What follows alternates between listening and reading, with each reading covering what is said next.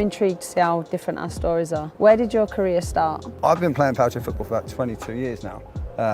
Back in the day, it was fairly new to England, so we had to drive the sport to be to the level it is now. From there till now, it was a lot of hard work, but we're slowly getting to being at a level that we're happy with, where it's well known, and obviously with England now involved, it's getting to a very good level that we like, enjoy.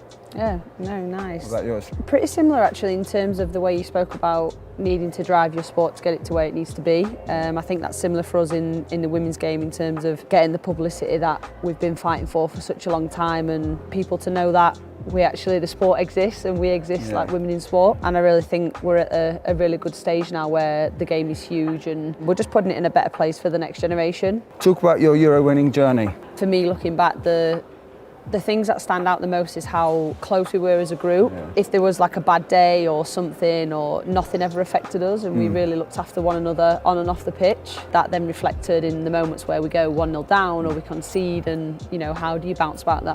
They can be pivotal points in the game and in a tournament. So yeah, I'd say the key things were mentality, the togetherness, and literally just having the summer of your life, really. Mine was kind of the same. Like, obviously we went into the tournament as kind of joint favourites with the world champions, France. We had them in the group stages and we lost in the group stage, I think 3-0 it was. And so it could knock your confidence. But as a team, we stuck together. Thankfully, we got to the final and we were 2-0 down against them in the final. While there's still time on the clock, you still know you can get goals back. And so we went into the second half, I think there was like 10 minutes left. We were 2-0 down and we managed to pull it back to 2-2. We went to extra time and then we won on penalties. We play a different style of football to quite a lot of the other teams. We play with like a 4, because it's only 4-a-side. We play with our keeper involved in the play quite a lot, so it's kind of a passing game. Most of the other countries play with like a static goalkeeper and 3 players outfield. And we've always said that if we stick to our principles and play in that way, not changing the way we play regardless of the score, we'll get the right result in the end. And yeah, obviously the end result was winning the Euro. So we said to ourselves that's what we'd do, and we stuck to it, and obviously it paid off in the end. Just the elation from obviously the players and the fans, especially for the parents and stuff, because for us, our parents are vital, because we can't get to half the places we can without our parents and carers. And just to see them know that all the pain that we've suffered in the finals previously, the joy that it brings to them just for us winning as well as us enjoying it. Obviously it's not at the 90,000 scale fans that you've got, but hopefully one day we'll get to a large amount of fans. How do you guys like stop that?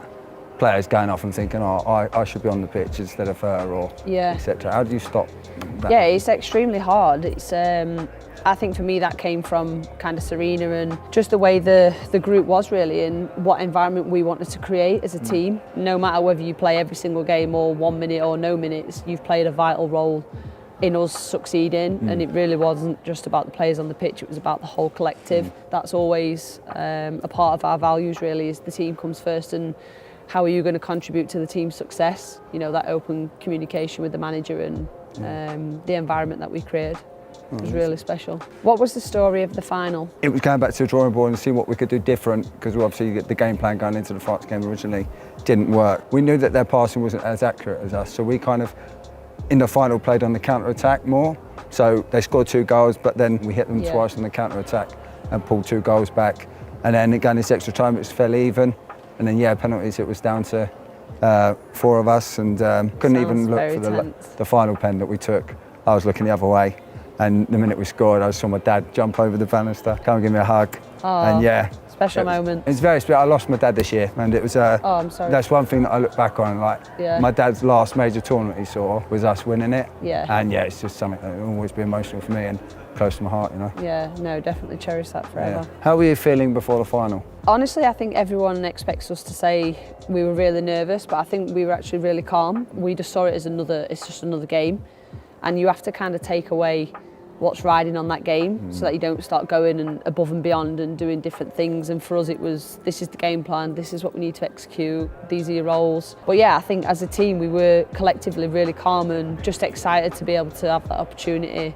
Home Euros, the final at Wembley, sellout crowd, and we knew it was a crucial kind of part of the women's game as well, and we had the chance to make history and to take the women's game to another level, so there was more than just winning the Euros riding on that game. Us more experienced ones, we've kind of been at that level before, but you've got players around you that are not as experienced, and so it's just my job to keep them calm and talk them through what could happen and just keep doing what we've been told. Yeah. And yeah, obviously preparation is the key. Thoughts and feelings when it was over and you'd won it? Absolute relief when that final whistle went. You know, we'd achieved so much and it had been such a long journey of kind of failing in the past that we'd finally done it, and I think the group had been through so much. Me and Leo actually had a conversation before the tournament and we said, listen, we're gonna, obviously we were a new partnership in, you know, captain and vice captain, and we just said we're gonna get the best out of one another and kind of lean on each other when needed, and we were like, we're going to give absolutely everything to this team and do our absolute best to